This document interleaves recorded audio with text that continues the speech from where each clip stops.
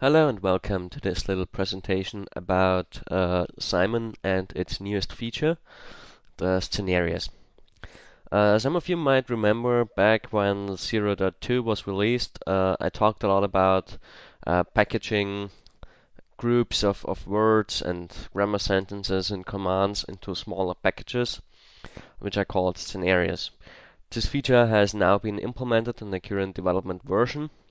This is not stable in any way, and you shouldn't really use it in practice, but just look at it as kind of a teaser of what's going to come in 0.3. Well, just to explain it a little, the concept behind scenarios is pretty simple. One of the major problems that Simon already always had was that it was a bit complicated to set up, and this was rooted in one of the fundamental principles behind Simon, which was that it has to be as flexible as possible. So what we did, we provided the user with a way to set up words and pronunciations and yeah, well, kind of everything of his speech model on his own, which meant he could build up his own system from the ground up, which is nice if you have the time and expertise to do it well. But otherwise it just means reading a lot of manuals and tutorials, and it gets in the way of actually using the system. Most of the time, you just need some default sets, and this would be fine.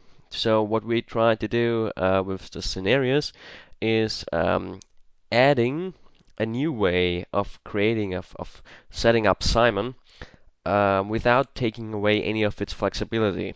So we wanted to make it easier, but still provide power users the tools that they had with 0.2, and they also need for people with speech impairments and so on.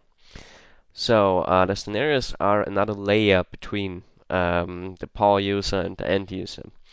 We can package an active vocabulary, grammar, so a group of grammar sentences, training texts, and commands into one package. These packages are called scenarios. One scenario should represent one use case or one use scenario of Simon. So controlling a web browser, for example, would be a good scenario, or controlling Amarok, or well, you get the idea. So when we select Manage Scenarios here, we see the installed scenarios. At the moment, I have 4 scenarios installed, which are Scenario to Control GIMP, Adobe Reader, Window Management, and the Web Browsing scenario. I can easily load installed scenarios. For example, I can load the Window Management scenario. I can set the order of the scenario, and if I select OK now, I see that this new scenario has also been loaded. This scenario has a completely different, it's German by the way, completely different vocabulary and completely different grammar, and well, everything about it is very different from the other scenario. When Simon builds the model, all these scenarios will again be combined into one model. So at the end of the day, you still have this one model, which is just a collection of all your scenario commands and all your scenario vocabulary and so on. But with this separation, you can easily exchange scenarios. So you can set up one scenario, for example, for controlling Firefox, and you can export this scenario to a file, or you can publish it. So this means we kind of want to create uh, a community-based exchange of these scenarios. So we applied for a new category on kdfiles.org, which you can see here. kdfiles.org now has this Simon Scenarios category here where you can upload and download Simon Scenarios. And we hope that this place is going to be full of scenarios within the next year. For the moment, there are just a few scenarios that I created and uploaded to test the system, but I just want to show you how easy it is for the end user to kind of set up Simon the way he wants it to. So we can, for example, import, and we can select download here. and we get this nice dialog where we can just easily select the scenario we want to have. We can, of course, search for scenarios and we can rate the scenario and so on. So, for example, I want to install Amarok. What I see in the details is, okay, this scenario defines the following sentences, and it also includes the grammar and the training text, and well, everything that's associated with controlling Amarok. So it was already installed, so I just install it again. And now we see that the new scenario popped up, this new Amarok scenario that I just installed. So if I select this scenario now and press OK, I get a new entry in this selection box, which is the Amarok scenario that I just downloaded. The scenario contains comments like computer music pause or computer music stop or computer volume up and down and mute and so on. So everything I need to control Amarok is contained within this Amarok scenario. We also get the vocabulary that is needed, and we get the grammar, which is, yeah, well, everything you need to control Amarok from within Simon. And we also can associate training texts. I created a simple training text that contains all the phrases that are needed for this scenario, so all commands, which means the end user really just has to record this training text, I don't know, 3 to 4 times, and well, it should work. So controlling Amarok is very easy. But what if you need to control something where there isn't yet the scenario for it? So let's say we want to create a new scenario. Let's pick an ultra common application. I'll pick Cantor, which is a KDE Maths application. I can, of course, select the icon here. Okay.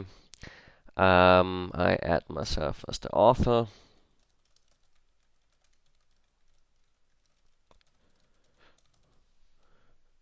Okay.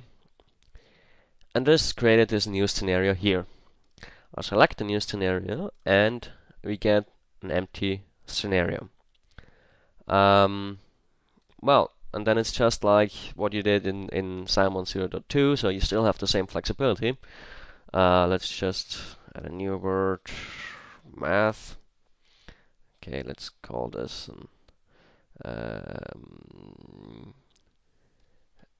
comment. And I'm not going to train it now, but I am going to create a sentence. Let's add computer. Okay. Computer math, and we say that this is a supported sentence. We go to the comments, and okay, we have to select the plugin now.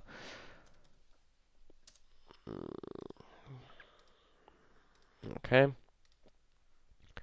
Now we can just import the program.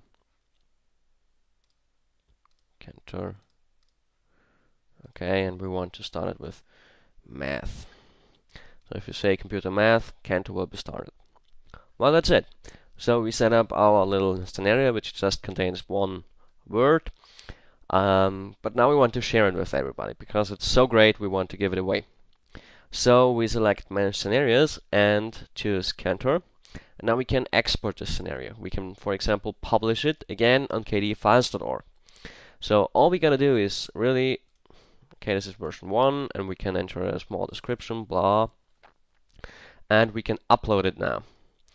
So if you press upload, it will automatically be uploaded to kdefiles.org, and we get this little confirmation dialog that the content has been added. Okay, and just to confirm it's here. Okay, it's loading. Okay, now we have this Simon scenario here, and everybody can download it. So you see, it is really extremely easy to set up new scenarios and to share them with the community.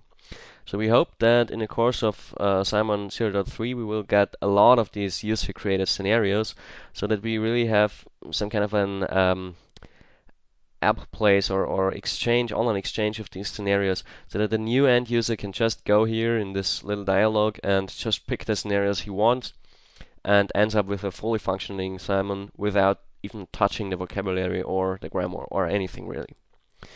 So I hope this gives you a nice idea about the idea behind Senarios and why I think they are such a huge step forward. And this code is already in the current development version of Simon. It is not yet completely stable, but it works reasonably well.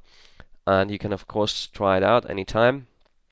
And I would be glad to get any feedback if you notice something or you have an idea that you want to share. Thanks for watching.